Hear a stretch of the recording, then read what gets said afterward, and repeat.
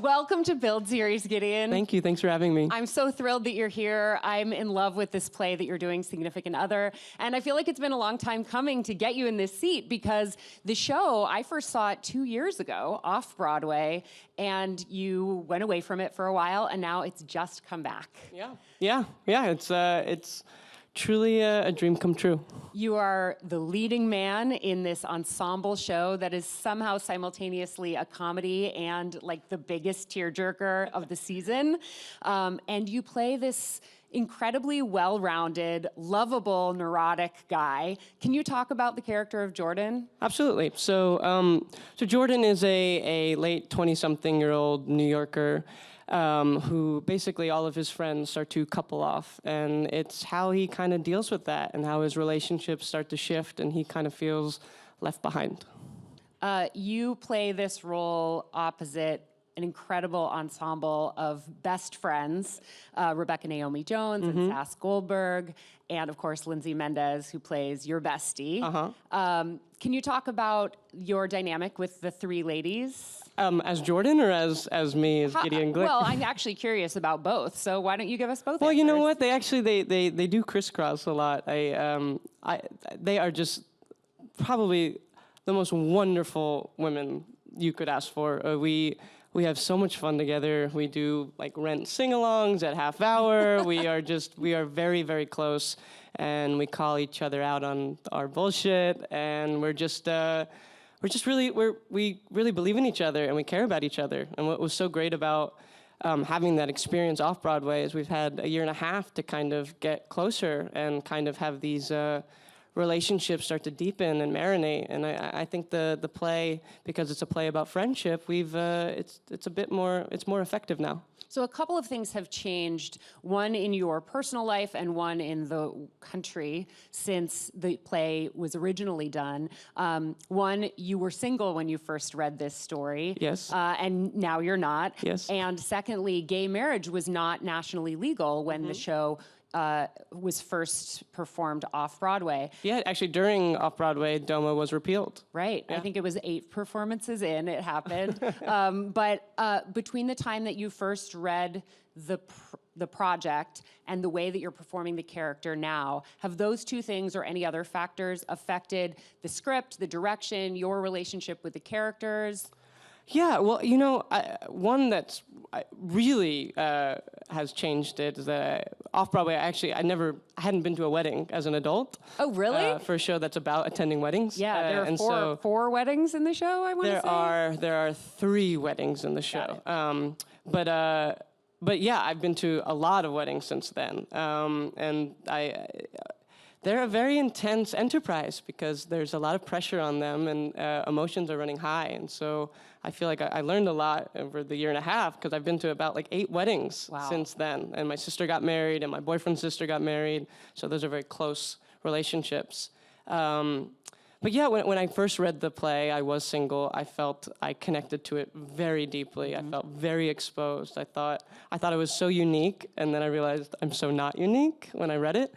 And I think people have that same experience when they see it. And I was worried that I wouldn't connect to it as much. I am a neurotic person like my character, so I got anxious that I was happy with my own relationship life.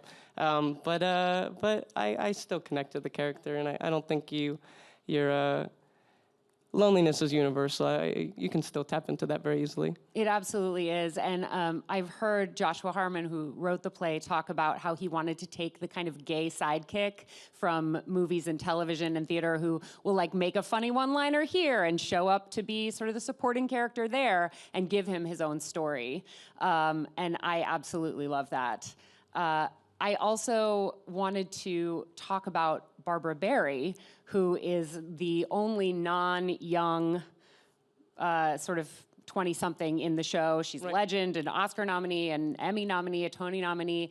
Can you talk about working with her a little bit? I mean, she's a legend. She is an exquisite actress. She is so present and honest and has mined every single word. And yet she's so spontaneous. She's my favorite kind of actor to work with because the scenes are so fluid and they're different every time. And I just learned a lot from acting with her, and she's very generous, a very generous woman. This is a show about, at least it starts with a bunch of single people, then they couple off. It takes place in New York City. It has been compared by more than one person, including you, to Stephen Sondheim's Company. And Barbara Barry was nominated for a Tony for Company. Have you guys talked about that element? Has she told you any stories about the development of that show and sort of brought any of that dramaturgy in? She hasn't, actually. We haven't really talked about it much. I went home and watched the making of the Company cast recording. I've seen it many, many times, but when we started Broadway again, I rewatched it. And I asked her about that, and she had funny tidbits, but probably things I'm going to keep to myself. Oh, okay. Well, we'll get those out of you some other time. Do you have a favorite moment in the show? You've got some pretty emotional speeches. You've got some kind of embarrassing moments that you play. My favorite are the dance moments. I love the dance moments. Actually, I should look forward to the dance moments a lot because I talk a lot in the play. So it's first of all, it's a nice respite for not speaking. You're on stage every single moment of this play. I am, Do you ever exit, like maybe for a scene I go to change? the bathroom and I change a shirt. And then I exit the stage maybe for, I think, like 8 seconds to put on a coat, but that is it. 8 seconds. Yes. In a show it's a full-length play. Yes. Wow, you must be exhausted. It's exhausting, but it's also really energizing. It's a really good piece, so that's such a rare thing to be able to do every day. So I'm also just very excited to be doing it. It's not just physically taxing, but emotionally, it must just be a complete roller coaster for you. Well, the play's written so well that it kind of, I liken it to surfing, even though I've never surfed. But, you get on the wave and you just kind of, you ride it. And the play takes you to those places. So you just say the words and be present and be honest and try to feel what the character's feeling. And then it kind of happens to you, but it's actually slightly cathartic. The dialogue in this show is unlike anything I've ever heard on stage. I've heard a couple of people describe it as like, did he just set his cell phone on record and put it down next to me and my friends and just record us? Yeah. And I think that in a way, that piece of commentary does two things. It reflects how realistic and current this writing is, but it also does a disservice to how hard the playwright worked on crafting it. Yeah. I mean, I think it's just such a brutally honest piece of work. And I think, when I first read it, I thought, oh, wow, I thought I was the only one. And then when I'm seeing people at the stage door, people are coming up to me and telling me how they were affected by the show. And they said, oh, I feel like I was finally reflected. Like I saw myself for the first time.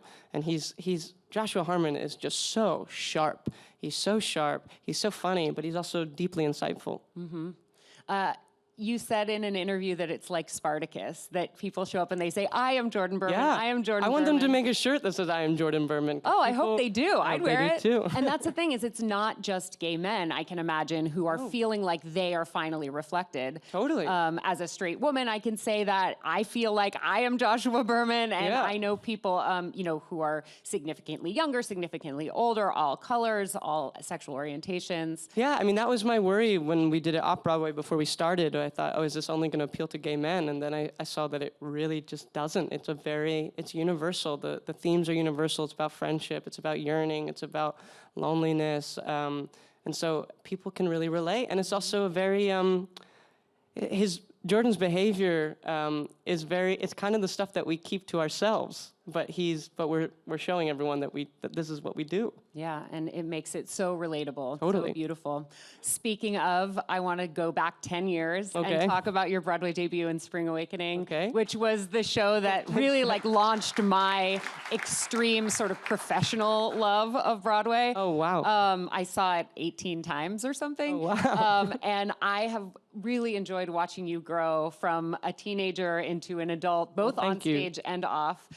Can you talk a little bit about Spring Awakening and what your journey has been like from being sort of a wide-eyed 18-year-old playing Ernst to now playing this leading man? I mean, Spring Awakening, I graduated high school doing Spring Awakening off-Broadway, and then we went to Broadway, and I was very, very young and didn't really know what I was doing. It was based off of instinct, and I felt, I thought, is this a fluke? That's kind of how I felt most of the time during Spring Awakening. And then I think I've spent 10 years working very hard and doing a lot of different plays and musicals off Broadway, and it's just so exciting to be able to do a play on Broadway and have it be received so well. It's truly a dream come true. I've said it many times, but I really feel that way.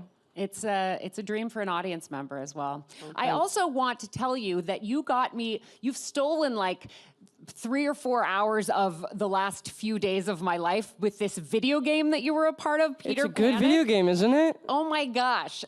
Who knew that a musical could be written into a video game? Yeah.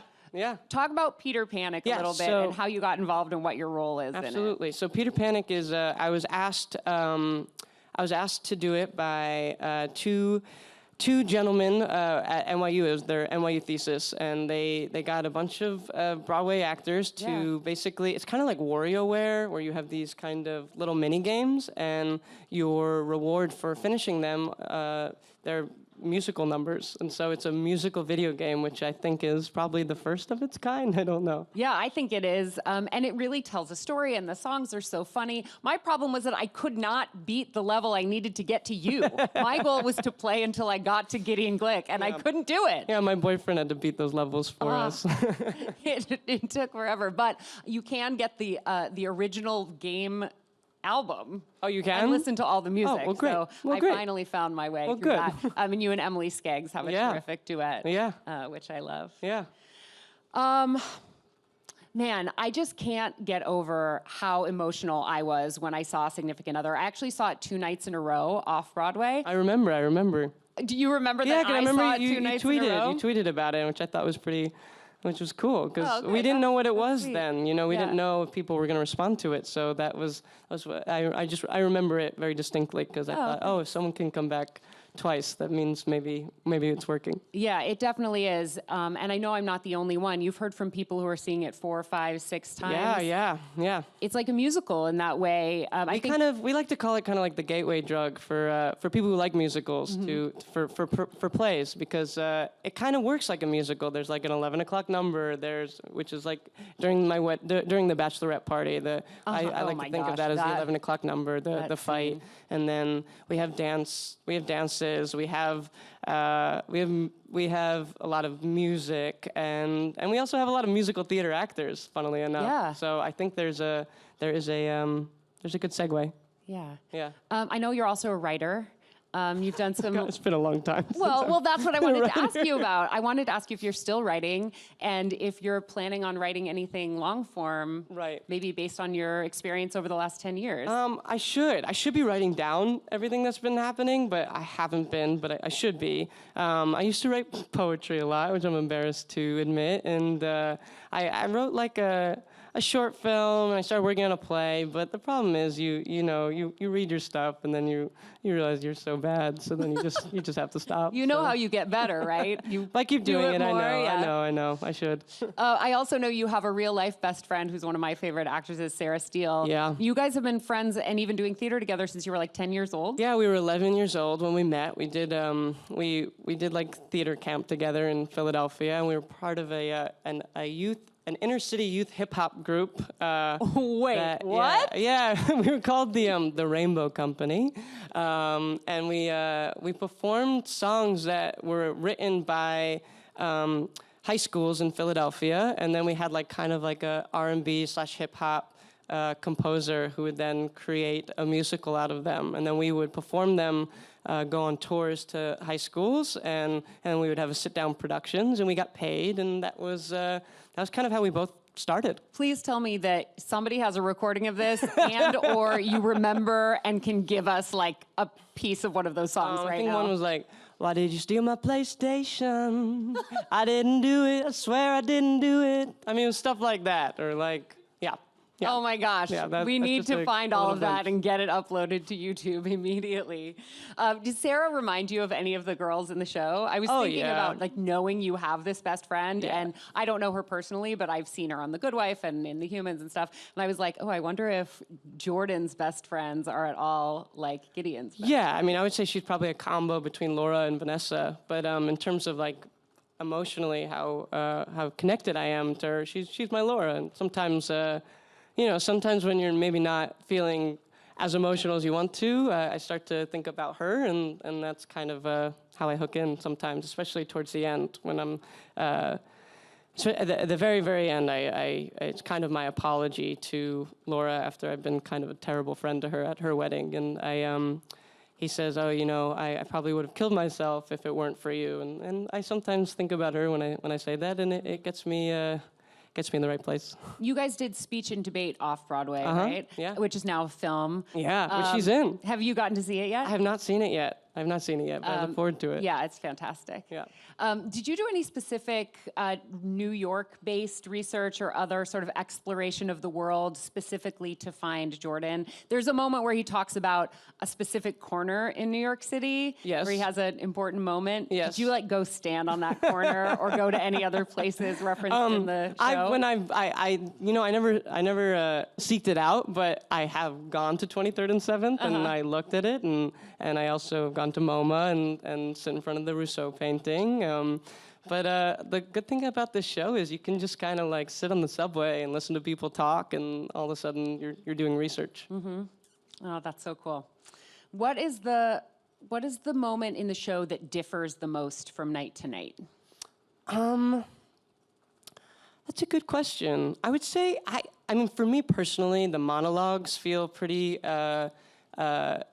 different because I'm not acting with other people. I feel like I'm kind of acting with the audience, so I'm hearing what they're responding to and feeling like how to land something or just kind of how to inhabit it, because there's the give and take is not with another human being, it's with a live audience. So I would say the monologues to me feel that way. How does the audience vary? Are there really loud audiences? Can you feel the energy? And Yes. what's the range? Yeah, I mean, this has actually been for a play, I've never heard such a responsive audience before. Sometimes when I'm going to send an email, they go, "Don't do it." They're I screaming. can imagine that. There's a lot of oohing and aahing, which is really cool. That kind of stuff really gets you fired up. It makes you feel like people are listening and hooking in, and as a result, it helps me not get in my head, actually. I really like an audience response. Yeah, that's good. I like to say that a play without an audience is just a rehearsal. Yeah, that's exactly what it is. And when theater makers can consider the audience their collaborators, everyone's richer for it. Oh, yeah. Oh, So totally. I'm glad to hear that you have that. Totally. I think there's always a point in any rehearsal process where you literally cannot do it any more times without the audience. You need them. Do you have time to see anything else that's on Broadway or off Broadway right now? Do you have any favorite shows that are currently running? I haven't been able to. I tried to see as much as I could before we started. So I saw Man from Nebraska. I thought that was really, really beautiful. Beautiful work by David Cromer and beautiful work by Reed Birney. I saw Everybody, which I really, really enjoyed. I'm trying to think of what else I saw. I thought the cast of Jitney was just out of this world. But those are the. I think that's it for me. Did you get to see Hamilton? I saw Hamilton twice, yes. I ask specifically because I would like to officially start a petition to have you come in as King George. Oh, that would be fun. I would like to do that. I want significant other to run for a really, really, really long time, and then whenever you feel like it's time to step away. That would be amazing. So I would let's do that put in it a out flash. into the universe right now. All right, we'll secret it. Yeah, Okay. sounds good. Any other dream roles? Yeah, I mean, I'd love to play Tom in Glass Menagerie, or Lewis in Angels in America, or Edmund in King Lear. Those are the ones that kind of pop into my head. So no musical. Oh yeah, I guess no musicals. Does that represent a change in sort of what you're interested in? I mean, you did just say you'd play King George, but right. Yeah. Well, are you done with musicals? No, I'm not done with musicals. I love musicals. I would love to do. I would love to do Merrily, We Roll Along. I think, yeah.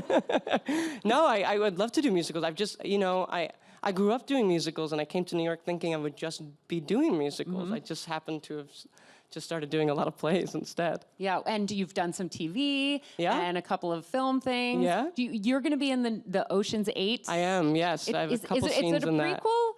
No, it's more. They call it 8 because it's 8 women. Right, And so yeah. I'm assuming they're doing 8, so they can do 9 and then 10, which would then match up with 11, Right, 12, yeah, 13. exactly. I didn't know whether it was supposed to come before. No, and- it's an offshoot. Yeah. That's all it is. Yeah. What can you tell us about that? I play kind of an arrogant, cocky, rich kind of douchebag. Oh, so you're typecast.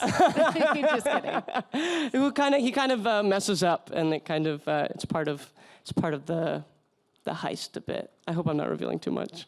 And Devious Maids, you had a nice story arc there. A big long arc on Devious Maids. Yeah, I played a kind of unhinged, suicidal teenager who was in love with my maid. So Sounds about par for the course. I'm running the gamut. I'm running the gamut. But it must be really cool to be able to play a character like that, and then a character who's so true to life and so nuanced. Yeah, I feel like I've been able to play a lot of different, varied people. So I feel very fortunate. Awesome. We're going to take a couple of questions from Okay, the audience. Before we do, I just want to congratulate you again, because this is just truly a brilliant work. I think I said something after seeing you do it the first time that amounted to clear your shelves, because you're going to need them come awards. That's very nice. Thank you. Do we have any questions? Hi, I saw shows 2 weeks ago, and as you said, a lot of people who came up to you and said they feel like they're Jordan. I'm one of those people. But my question is, because as you said, your portrayal of a young homosexual man is different than it was before.